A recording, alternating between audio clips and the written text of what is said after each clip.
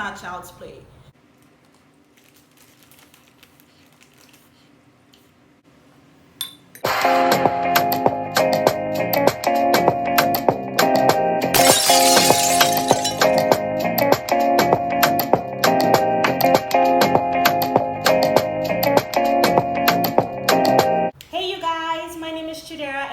To my channel. I am so glad to meet you, and I hope you joined the gang by subscribing to my channel and liking this video, because I got a story to tell y'all. In this video, I'm gonna be telling y'all the story about my first year in the emergency room. I'm gonna be sharing my experiences and also giving tips to help new grad nurses transition from nursing student to registered nurse. Okay, if you want to know what happened to me, if you want to learn a few things about the ER, you just keep on watching. So let me tell y'all a little bit about my background. I graduated nursing school August of 2018, and I took my boards a month after. It took me 4 months to actually start working as a registered nurse, and that's because I graduated with my associate degree in nursing, so I did not have a lot of opportunities, and I was also picky. So how dare me to be picky? I really wanted the emergency room. I was not gonna settle for med surg. So fast forward to when I got my job. I went through the RN residency program at my facility, and you have a preceptor that's gonna be with you for a certain amount of weeks. Then you are on your own, but then you do like classes and stuff to help you transition to a nurse. So my first day on the unit, even with my preceptor, not on my own, I fasted and prayed. I did a whole lot of fasting and prayer. I was so nervous because I totally forgot everything I learned. I prayed that God would give me a preceptor that was understanding, patient, and a really good teacher. And did God do it or not? God gave me the best preceptor ever. So the first day on the floor, we saw each other, and that day I didn't do anything. I didn't do any type of patient care. I was just literally following her around. She was the kind of preceptor that explained everything, so I didn't even need to ask. She was just pouring all the information, and I was like, hallelujah, because then she told me one day, she was like, Chidera, let me know if I'm talking too much, or if I'm reviewing things you already know. I'm like, please tell me, talk to me, I'm listening to you, tell me all you know. So she was that kind of preceptor that literally held my hand and walked me through it. She was so patient with me because I didn't have prior hospital experience. I was just real life dumb. Y'all, I can't emphasize how dumb I was. So while I was editing the video, I realized that I shouldn't have used the word dumb. I should have just said I lacked knowledge in certain areas, because I'm not really dumb, y'all. I'm like really, really smart. Okay, let's get back to the video. Y'all get the point. If you are a new grad nurse and you're going through the residency program and they're gonna hook you up with a preceptor, make sure that preceptor is right for you. If you feel a little bit uneasy about your preceptor, there are people to talk to about this. Talk to your educator.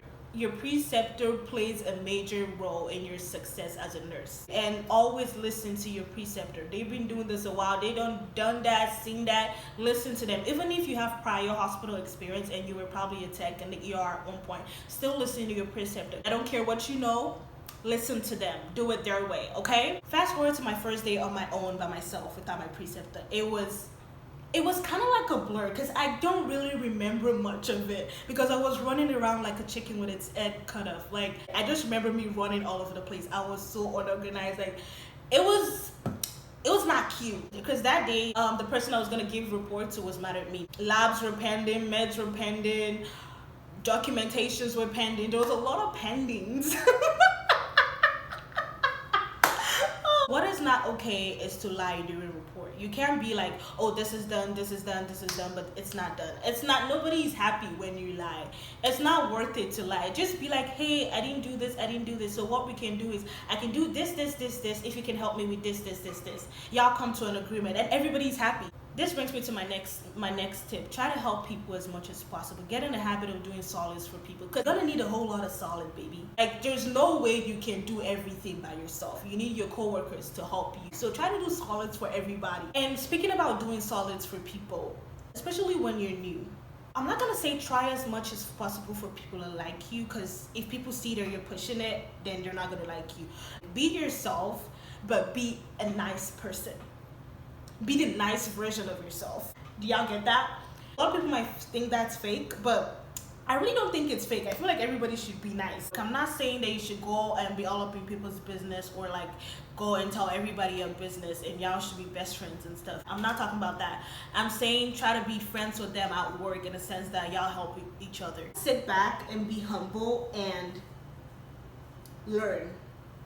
Some things that you do in nursing school is not the same way you do it in real life. You being a straight A student, 4.0 GPA in nursing school doesn't mean you're gonna be a straight A nurse when you start working on the floor. It doesn't work that way. I just want to encourage you to ask as much questions as possible.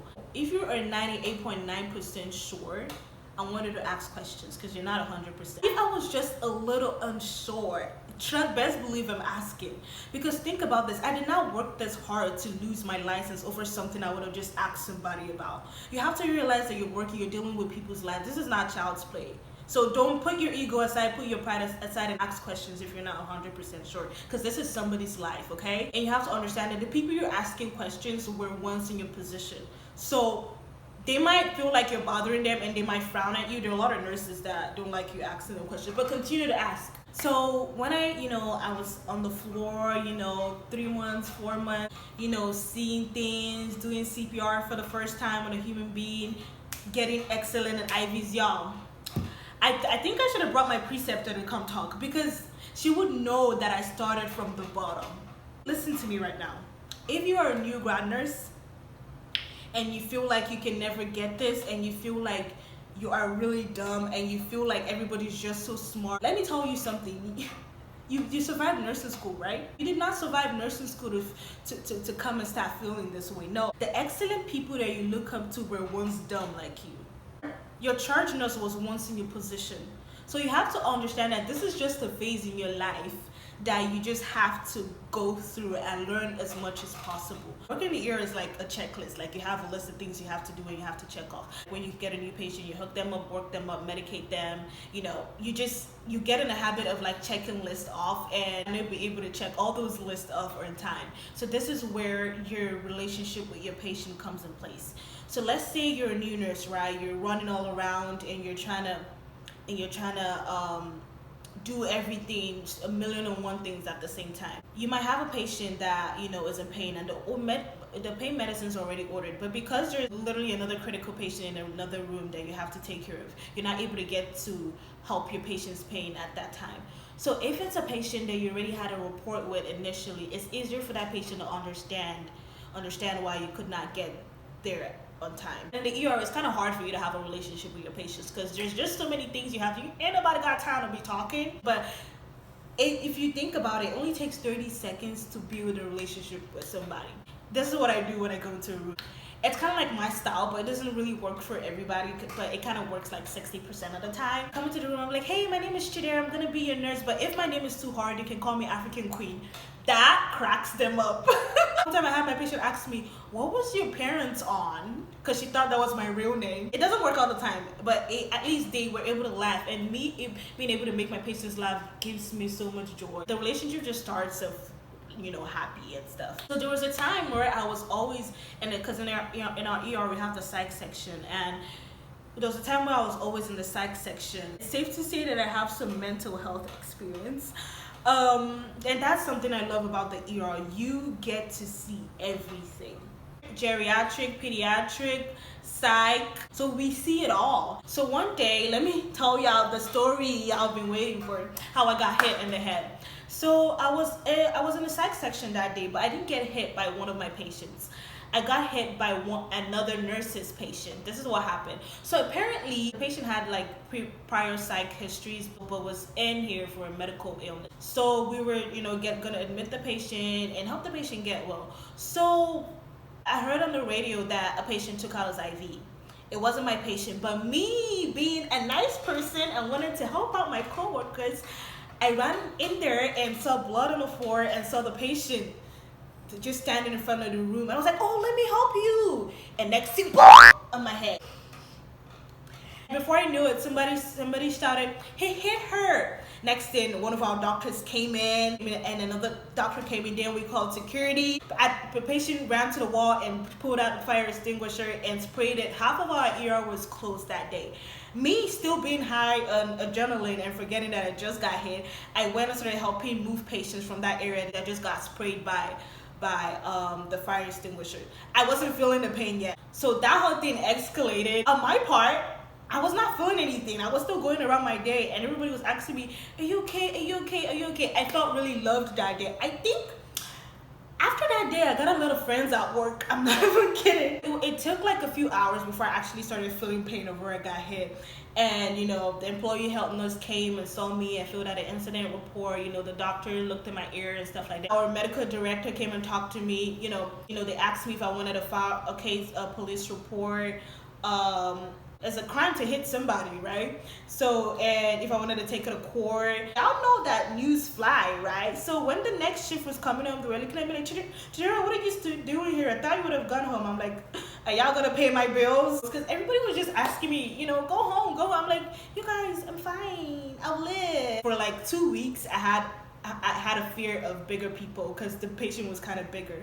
So anytime I had a bigger patient, I'm like, oh, let me, I was so scared to go close. Like, it was kind of traumatic, but it was, yeah. Thinking about it, it would have gone bad, y'all. What else do I gotta talk about? Before I come to work, I pray a lot because I don't know what I will see at work. My day might be going fine and just end horribly. Like, I try to be really, positivity is something you need in your wallet all the time. Things can go left really fast. You cannot predict your day in the ER. It's really unpredictable. Try to stay safe and do the best you can. Be nice to people. Do the right thing. Be excellent. Be exceptional. And I forgot to tell y'all. So for February, I was the employee of the month.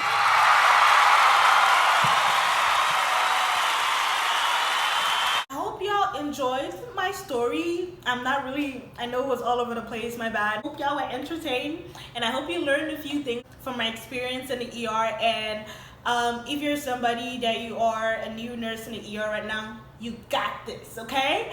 I hope you subscribe to my channel, like this video, share with any of your family members that you think will benefit from this video. I think any other type of nurse will benefit from this video. And I'll see y'all in my next video. Bye.